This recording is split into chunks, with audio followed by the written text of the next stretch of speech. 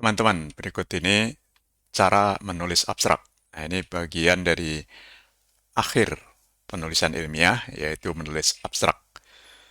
Apa itu abstrak dan cara menulisnya? Ini menjadi topik pertemuan ke-13 ini. Dengan tujuan setelah belajar ini ya, Anda akan dapat menulis abstrak untuk tulisan ilmiah. Contoh ini adalah untuk kuliah SISDM, berarti tulisan ilmiah berupa laporan akhir hasil implementasi SISDM dengan Orange SRM, dengan simulasi di sebuah organisasi.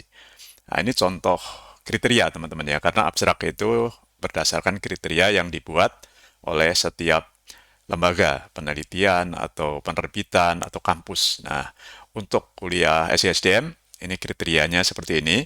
Jadi harus sangat singkat ya, singkat, jelas tentu saja, dan ada batasan teman-teman ya. Biasanya itu kan sekitar 200. Nah, ini untuk kuliah ini minimal 150, maksimal 250 kata. Ya, oke. Kemudian diletakkan nanti sebelum bab pendahuluan, berarti nomornya halamannya masih menggunakan nomor I ya, I. Bab 1 itu halamannya mulai angka 1 Arab. Nah, abstrak itu isinya secara umum seperti ini. Jadi ada latar belakang nomor 1, diambil langsung dari latar belakang yang utama saja. Kemudian ada tujuan, ini bisa sama persis dengan kalimat tujuan di bab 1 juga. Metode penelitian atau metodologi. Nah, ini di bab 3 ya, diambil saja metode yang digunakan. Dan 4 adalah hasilnya. Ya, artinya hasil analisis ya, hasil pengolahan data itu. Dan di poin terakhir itu kesimpulan dan saran ya. Nah, saran jika ada. Jadi kalau dipisah artinya ada kesimpulan dan paling akhir ada saran. Nah, di bawah abstrak itu ada kata kunci.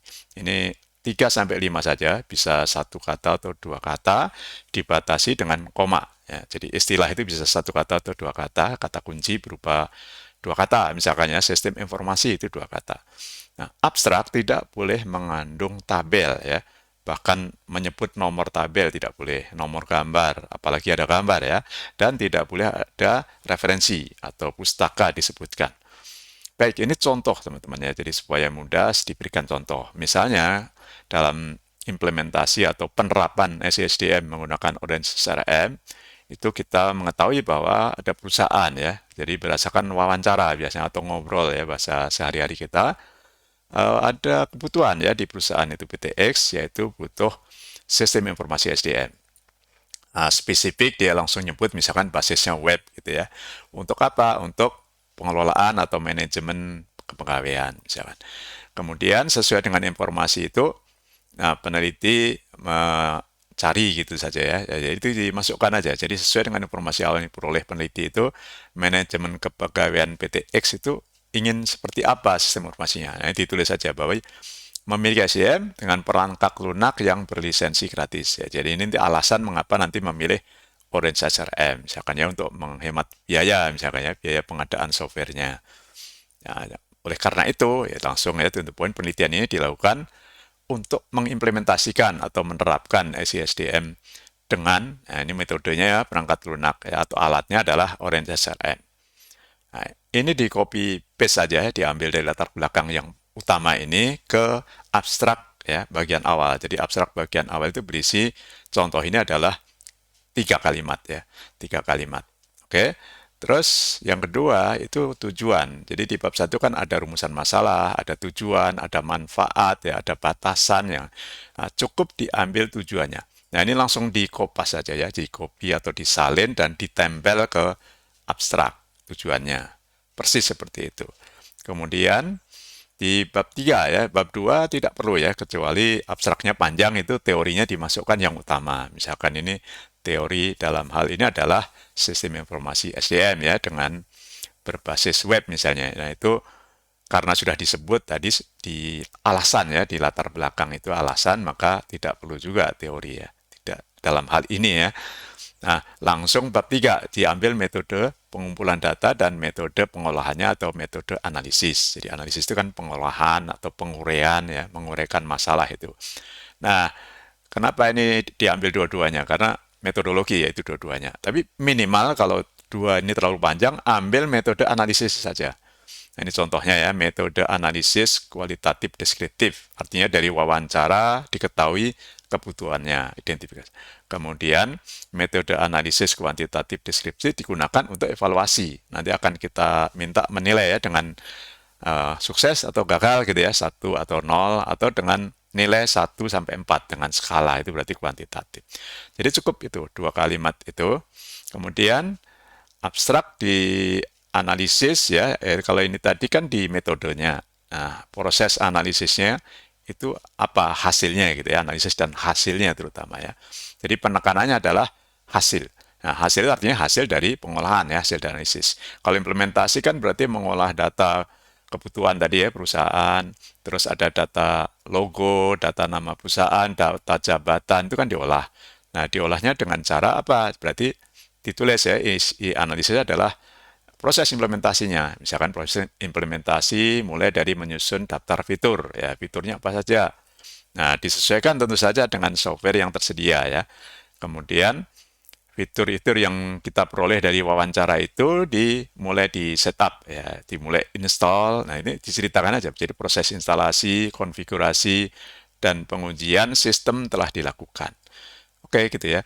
Nah, hasil pengujiannya menunjukkan fungsi semua berjalan baik atau 100% gitu ya berfungsi. Nah, kalimat ini diambil langsung saja. Ini bagian analisis dan hasilnya ini ya. Hasil bahwa sudah berhasil diinstal, dikonfigurasi, diuji coba, ini dimasukkan sebagai hasil di bagian abstrak, copy paste. Nah, kenapa yang pembahasan tidak masuk? Ini akan dijadikan saran. Nah, jadikan saran, berarti kan ya kita masuk ke saran, yaitu hasil wawancara dengan pengguna atau perusahaan itu katanya, misalnya ya, pemberhentian pegawai itu harusnya tidak langsung membuat tidak bisa login, misalnya gitu ya, yang pernah dibahas sebelumnya. Juga misalnya ada kebutuhan, kami butuh modul untuk pelatihan atau e-learning. Nah, ini dimasukkan di pembahasan, kemudian nanti diambil di saran ya, di saran. Kesimpulan itu sama persis dengan tujuan ya. Jadi tujuannya kan memahami implementasi dan sudah dibuktikan ketika analisis tadi implementasinya berhasil. Jadi kalimatnya dibuat sederhana aja sama dengan tujuan ya. Implementasi SISDM dengan Orange untuk apa? Untuk manajemen kepegawaian telah dilakukan. Diceritakan prosesnya secara singkat saja.